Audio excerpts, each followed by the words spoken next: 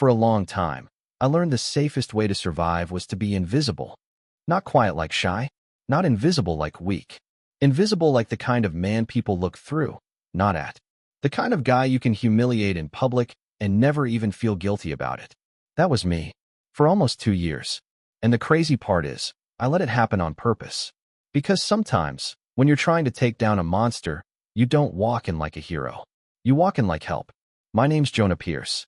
Most people would have guessed I was just another broke driver working for rich people who didn't know how to open their own car door. But on the night Olivia Hart threw her birthday party, the poor driver she invited as a joke was carrying something that could end an empire. And the entire room was about to find out the quiet ones are usually the most dangerous. I remember the moment she told me. We were outside a luxury boutique in downtown Ashford. She'd been inside for 2 hours. Shopping like boredom was a full-time job. I stood beside the car in the cold, hands tucked behind my back, watching the sidewalk like a statue. Then the glass doors opened, and Olivia stepped out with that glittery, expensive confidence. She wasn't just rich. She was the kind of rich that makes people forget she's still human.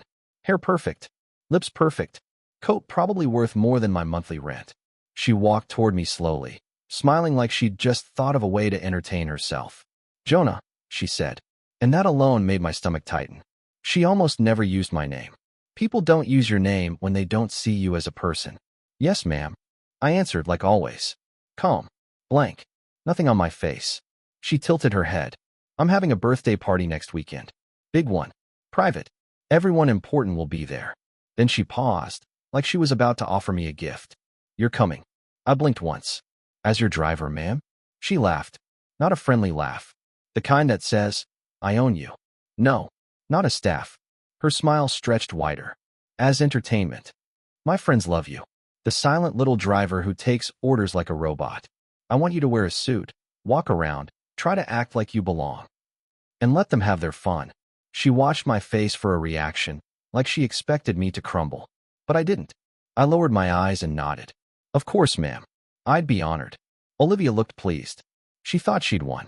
She didn't know she'd just handed me the perfect door inside. See, here's what nobody in Olivia's world knew. I wasn't just a driver. I was undercover. The kind of undercover work they don't put in movies because it's not flashy. It's lonely. It's slow. It's humiliating. It's missing your kid's birthday while you smile for a woman who treats you like furniture. I'd been embedded inside that circle for 21 months. My target wasn't Olivia, not really. Olivia was the shiny distraction. My real target was the man she was attached to. Nolan Crest. Old money. Clean suit. Charming voice. He'd donate to hospitals on Monday and ruin lives on Tuesday. Nolan ran a distribution network so quiet and polished, the city's most powerful people didn't just ignore it. They protected it. And that mansion? The Crest estate on the hill. That wasn't a home. That was a fortress with chandeliers. And hidden under that fortress, in a basement office that most guests didn't even know existed, was the evidence we needed to finally put Nolan away. My partner on the inside was a woman named Rhea. She worked as part of the household staff. Quiet, sharp, always moving. To everyone else, she was just another maid carrying trays and folding napkins. But to me, she was the only reason I'd lived this long. We had signals. Old school stuff. No texts. No calls. No mistakes. 2 folded cloths on the kitchen table meant the basement office was unlocked. A single red ribbon on the service door meant security had changed. And for weeks, the pattern had been steady. Until the week of Olivia's party. That's when things started shifting. New guards. New camera angles. A door that used to be quiet suddenly had eyes on it. Someone in that house was suspicious. And the worst part, Nolan Crest had the kind of instincts you can't teach. The kind that come from living your whole life knowing people want what you have, and half of them would kill for it. 3 nights before the party, I was waiting outside a private restaurant while Olivia drank champagne with people who hated her behind her back. I sat in the driver's seat, staring at my phone. The lock screen was my daughter. Little Mia, 9 years old. Big brown eyes. Missing 1 tooth in front. The last time I held her, she still called me Daddy, like she wasn't sure I'd answer. Her mom died in an accident years ago. It's just been me and her. And I never wanted this job. I didn't want to disappear from her life. But then Nolan's stuff started poisoning our county. Kids overdosing in bathroom stalls. Family's collapsing. My friend's son didn't make it. And when they asked for volunteers to go deep, I said yes because anger is a powerful fuel when grief doesn't know where to go. I called Mia that night. She picked up on the second ring, sleepy and bright all at once. "Daddy," she whispered. That sound hit me straight in the chest. "Hey, baby. Did I wake you?" "No," she said quickly. "Grandma said you might call, so I stayed up. I didn't want to miss you." I smiled, even though my eyes burned.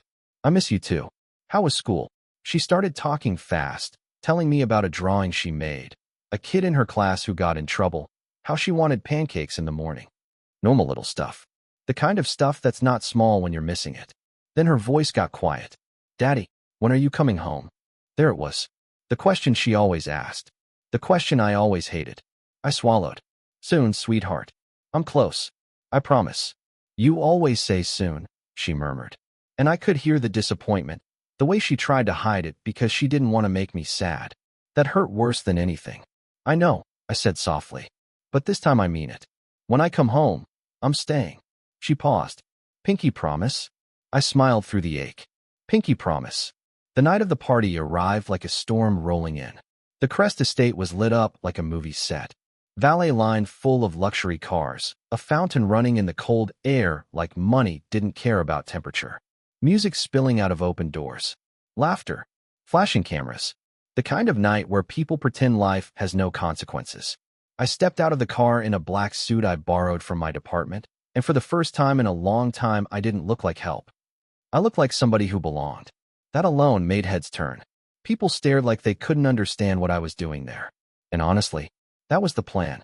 Olivia wanted her party trick. A poor driver pretending to be one of them. She wanted to watch her friends laugh. She didn't realize she was giving me the perfect distraction. The moment I walked inside, I felt it. That pressure in the air, the kind you get when powerful people gather. The foyer was massive, marble floors, gold accents, paintings worth more than my entire life. And there she was, Olivia Hart in a shimmering dress, holding a champagne flute like it was an extension of her personality. She spotted me, and her smile widened. "Oh my God," she said loudly, turning to her friends. He actually came. A circle formed around us like sharks smelling blood. She lifted her voice, making sure everyone heard. "Everyone, this is Jonah, my driver. Isn't it adorable? I thought it would be fun to let him experience what it's like to be important." For once, polite laughter rippled through the crowd. One man smirked. "So do you usually talk?" Another woman giggled. "Do we have to tip you?" I smiled politely, the way you smile when you're swallowing poison. "Happy to be here," I said. Inside my head, I was counting seconds. Ria was moving through the room with a tray of drinks. She caught my eye once, just once, and passed the signal. A tiny touch to her collar. Basement office accessible. Tonight was the night. But then I saw him. Nolan Crest. Standing near the staircase like he owned gravity. Silver hair, sharp suit, calm posture, eyes scanning the room like he was reading everyone's secrets. His gaze slid toward me and held for half a beat too long. My skin went cold. Not fear. Instinct. He knew something was off. Then he started walking toward the hallway that led to the basement stairs. My heart dropped. Ria had gone down there 5 minutes earlier. If Nolan went down now, she was dead. I was dead, and Mia would never hear my voice again. So I did the only thing I could do. I created chaos. I walked toward a woman in a white designer dress, holding a champagne glass like she was afraid of touching anything real. At the last second, I accidentally stumbled. The glass flipped. Golden champagne splashed down the front of her dress like liquid sunlight turning to blood. She screamed.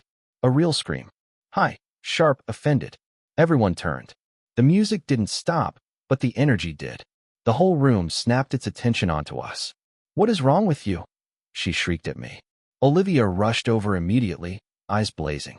"Jonah," she snapped, furious and thrilled at the same time. "You absolute idiot. Do you know how much that dress costs?" She was performing, loving it. Her guests gathered close, hungry for humiliation. "I'm so sorry," I stammered, lowering my head, playing the part. "I'll pay for it." I didn't mean to dash. Olivia leaned in, voice sweet and poisonous.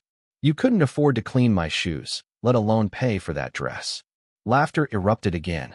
A man muttered, "This is better than the DJ." But I didn't care. I only watched Nolan Crest. He stopped at the top of the hallway, turned toward the commotion, and hesitated. For a moment, everything balanced on a knife edge. Then he sighed like I was beneath him and turned away from the basement hallway. He walked back into the party, annoyed. "Handle it," he muttered to Olivia as he passed. I exhaled silently. It worked. Olivia kept going. She pointed at me like I was a joke that wouldn't die. "Everyone look. My driver's trying to act like a guest, but he can't even hold a glass." She leaned closer and whispered, loud enough for people nearby to hear. "Maybe you should stick to opening doors. It's the only skill you've got." I smiled and apologized again. It tasted like ash. But the longer they laughed, the longer Rhea stayed alive downstairs. Minutes crawled like hours. My hands were steady, but my heart was pounding so hard I could feel it in my throat. I kept my head down. Let them mock me. Let them enjoy their little power trip. And then finally, Rhea came back into the room, moving calm, carrying an empty tray like nothing happened. She passed behind me and brushed her fingers against her collar once. The signal. Success. She had it. The evidence was secured. In that moment, I almost broke. Almost smiled for real. Almost forgot I was still inside the lion's mouth. That's when Nolan approached me. Not fast. Not angry. Just smooth. Like a man walking towards something he already owns. He stopped close enough that I could smell his cologne, expensive and sharp. "Jonah, right?" he said. I lowered my eyes. "Yes, sir." Nolan tilted his head slightly, studying me like he was reading a label. "You're quiet," he said. "That can be a good trait. Or it can mean you're hiding something." My heartbeat stayed calm. I forced a small nervous laugh.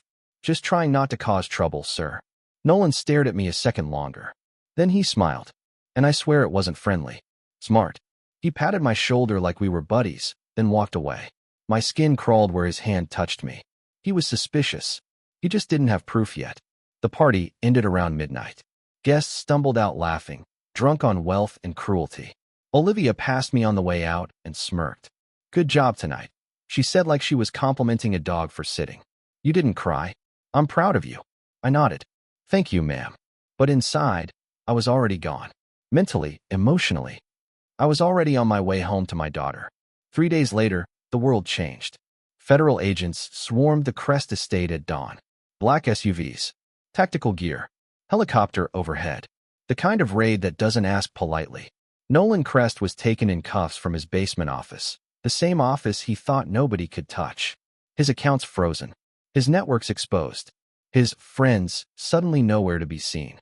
Olivia Hart got arrested too, screaming the entire time, claiming she didn't know anything, blaming everyone but herself. And the best part? When she was dragged out in handcuffs, she saw me standing there. Not in a driver's uniform. Not holding keys. Holding a badge.